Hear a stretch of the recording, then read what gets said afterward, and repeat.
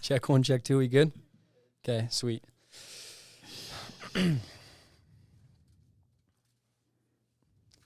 All right, so we've got people that are naysayers out there, and always real. I mean, what I'm seeing right now, and I saw a couple of times last week, which just ruffled my feathers to say the least, was people on social media saying, "I told you so." Back in 2022, they're like, "Oh, the people that bought their house in 2022 are screwed because now they're temporary rate buy downs." For those of you who don't know, a temporary rate buy down is when you buy your home, you can negotiate with the sellers for them to reduce your interest rate temporarily. What we usually see most common is a 2-1 buy down, meaning if, let's just say rates are 6%, just to keep numbers round. Well, 6% for year 3, 5% year 2, 4% year 1. So that means you have an introductory rate or a teaser rate for the first year. Yep. Well, now that's expired. And the naysayers are like laughing at it, thinking it's funny because now people are still stuck with the high rate. Rates haven't come down. What they're failing to recognize is it's not all doom and gloom. And there's been some pretty good wins from buying a house since 2020. Yeah. Yeah, and before we jump into that, there's a couple things that I think are worth clarifying with those temporary buy downs and just the interest rate movements over the last 2 years and the naysayers and saying, "I told you so." The temporary buy downs you're not qualified off of best case rates. You're qualified off of the worst case scenario. Yeah. So you were planning on the worst case scenario. Yeah, it's not these we always had qualified. that discussion with home buyers when we would talk about those products. Like you're setting up for best case, but you're planning for worst case, and your rate's not going to change more than the qualifying rate.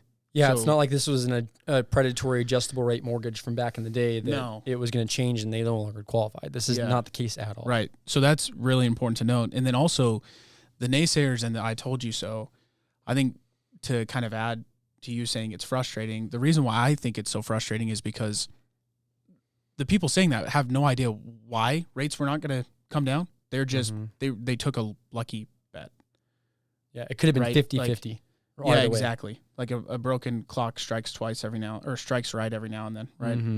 And that, exactly. And that's what I think it has happened because it has been so data driven, and there has been plenty of pointers and indicators that rates were going to come down earlier, which is why the industry, and I think we were so caught up and aggressively talking about it, is because it wasn't like we were just talking out of the rear, right? Like we would say rates are going to come down, and it's for this and this reason, and what I actually have data points to refer to it, and I still think it will happen. Obviously, it's taking longer than everyone had anticipated, but nobody could expect the curveballs and the headwinds that came up during the last 3 years. Well, we always preface, we don't have a crystal ball. Yeah, There's exactly. going to be these curveballs that are thrown at us that we just can't predict. Well, but what we can say is it's not sustainable at this. It just can't. I mean, we see people's metrics all the time. Yeah, the government needs to refinance their own funds. They need interest rates to come down. Like, there's too many things that are pointing towards it. So I wanted to get that out of the way because it's not like we're just saying we're rolling over. Interest rates are not coming down. We were wrong. I do think they will come down, and the naysayers will be eating it at some point, right? But to discuss the last 3 years, yes, obviously interest rates have not come down. It's sparking a lot of dialogue, like you had just said. Everyone made a mistake. People on these temporary rate buy downs are going to default on their homes, whatever. So I wanted to give some clarity there.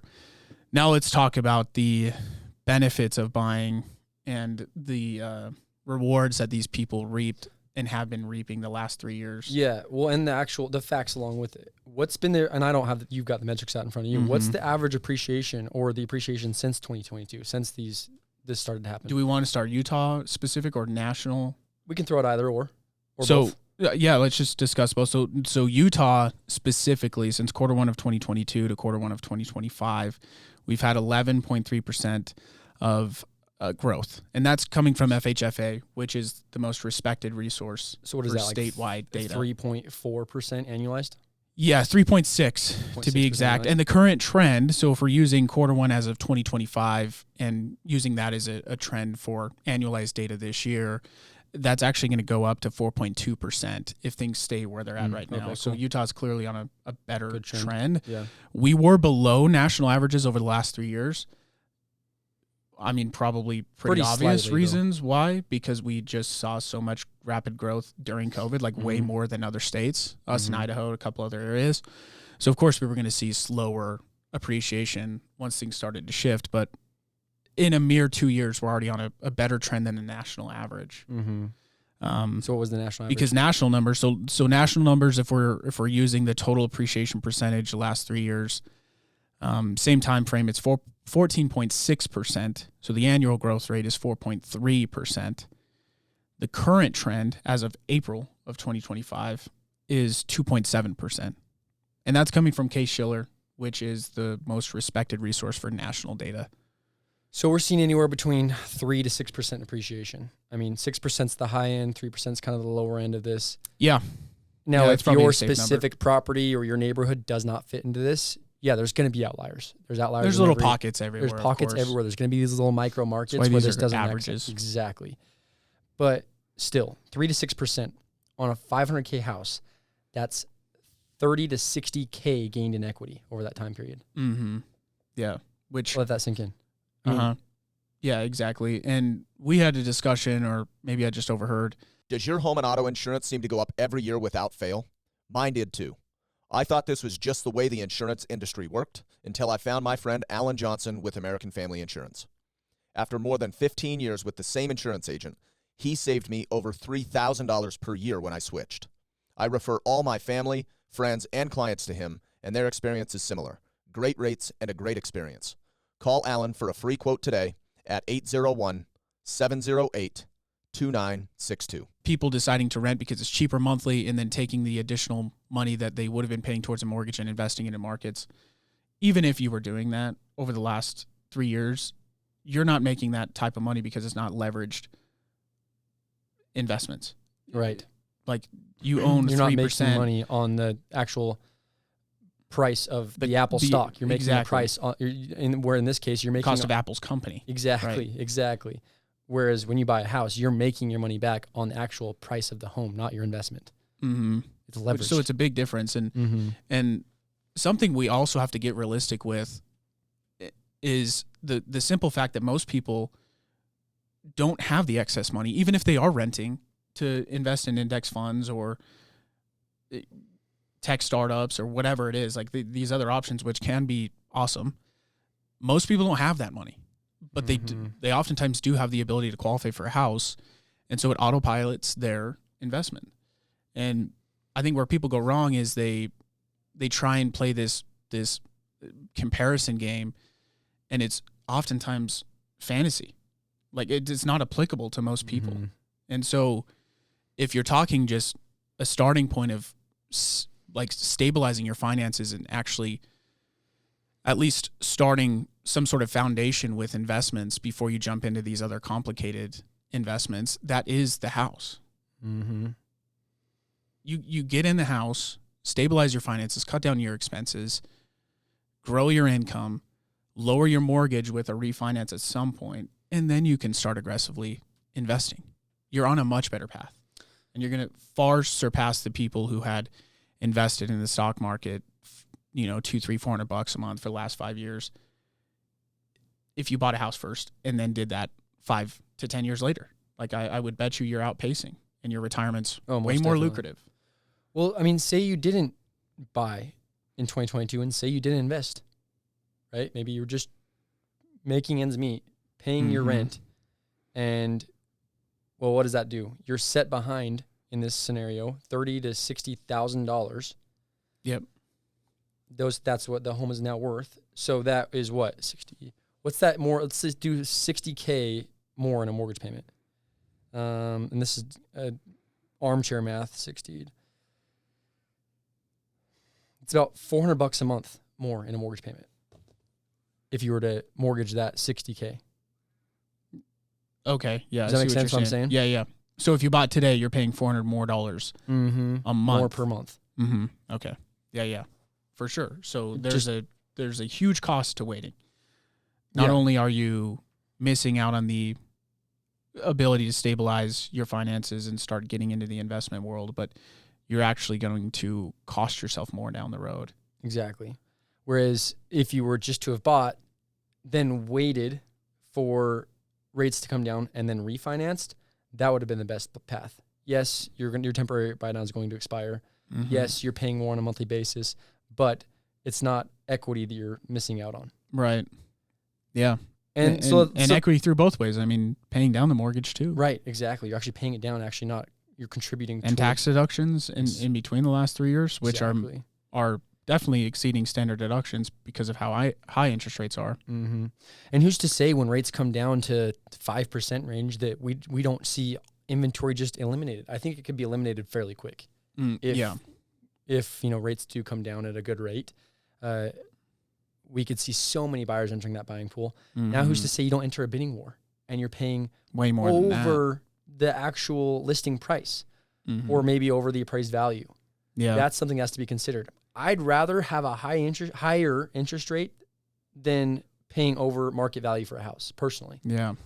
If I have the opportunity to refinance later, of course. Right.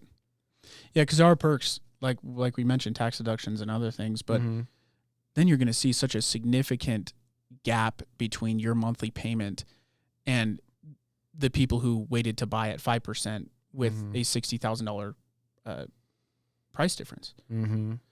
I bring this up all the time when I'm in consultations with clients who have these same types of fears. It's like you always hear about the parents or the boomers or Gen X who have these $1 million homes and they're only paying like $1,500 to $2,000 a month. Mm-hmm. It's because they didn't pay that for that. They didn't pay it for that. Yeah, exactly. Like that comes with time. That is they're reaping the benefits of long-term home ownership. Mm-hmm. That doesn't happen overnight. Mm-hmm. And what's happened during that time frame as well, their incomes have gone up. If they've done it right, they've invested in other things. They've kept their expenses low. Now these people are in ridiculous positions to weather probably any storm. Mm-hmm. But it's because it's the long game. And it probably didn't close happen to a overnight. free and clear mortgage too at this point. Mm-hmm. Yeah, exactly. And it just doesn't make sense. Like I don't know why people like maybe in 2008, the reason why there was an opportunity there is because we didn't have access to as much information as we have today. And so there might have been some more opportunity to capitalize on the housing market blowing up. And it caught a lot more people off guard as well. Mm-hmm. Today, what we're not realizing is that we are in a much more education rich and accessibility to education is so easy. It's literally in our phones that everyone is also waiting for the same thing. So as soon as there is that small little moment that everyone is hoping for, right? House prices start to come down, whatever. What makes you think that you're going to be the only one who sees the opportunity? Yeah, there's literally so many people waiting on that sideline, waiting for that. Exactly. Like if there is going to be one, it'll be so short-lived, and odds are you're probably not going to time it right. Like there's people way smarter than us, quite frankly, and most people who may be seeing these indicators, but even then, like even Barry Habib, who has won Crystal Ball Awards for predicting mortgage rates, has been wrong the last couple of years. Yeah, and he won it last year, and he wasn't on spot with exactly with what happened. Mm-hmm. There's people way smarter than us that have done this for much longer than us, who aren't seeing any indicators, who only see strength continuing to grow in the housing market. For sure. So, yeah, I mean, I'd say take what the market has to offer, which right now is more listings, more opportunity to negotiate, and then reap the benefits of a market later on when rates do drop. When will that happen? I don't know. Mm-hmm. But don't let other people's or the naysayers affect your opinion.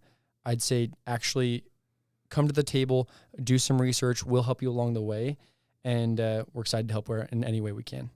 So anyways, guys, we hope you appreciated this. If you could, please like, subscribe, share with a friend that you think might need this, and give us any feedback you have. Thank you for tuning in.